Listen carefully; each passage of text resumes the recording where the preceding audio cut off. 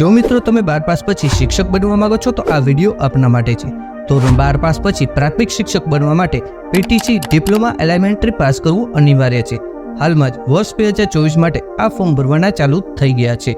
તો આ ફોર્મ કઈ રીતે ભરવા, કયા નિયમો રહેશે, ફોર્મ ભરવાની છેલ્લી તારીખ અને ફોર્મ કઈ જગ્યાએ સબમિટ કરવું વગેરે જેવી માહિતી માટે વિડીયોના અંત સુધી જોડાયેલા રહેજો। નમસ્કાર મિત્રો, હું છું મહેશ અને આપ જોઈ રહ્યા છો ટેક ટુ ગુજ।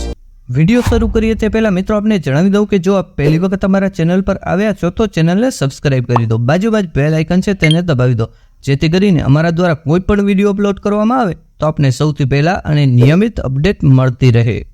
પ્રાથમિક શિક્ષણ ડિપ્લોમા વર્ષ 2024-25 એટલે કે ડિપ્લોમા ઇન એલિમેન્ટરી પીટીસીના પ્રથમ વર્ષના ફોર્મ શરૂ થઈ ગયા છે।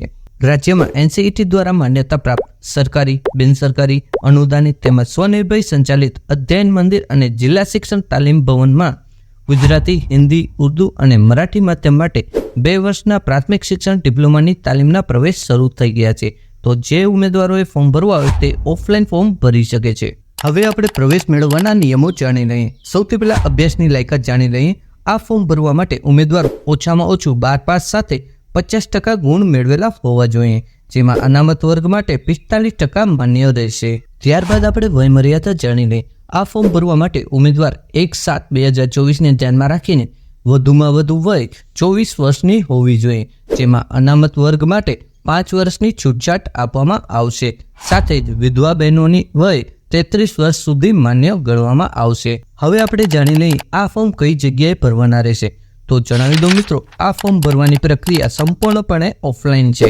આ ફોર્મ આપ સરકાર માન્ય અભ્યાસક્રમ ચલાવતી સંસ્થાઓનો સંપર્ક કરવાનો રહેશે, જે કેન્દ્રોની યાદી આપ ઓફિશિયલ વેબસાઇટ પરથી મેળવી શકો છો, જેની લિંક આપને ડિસ્ક્રિપ્શન બોક્સમાં પણ મળી જશે।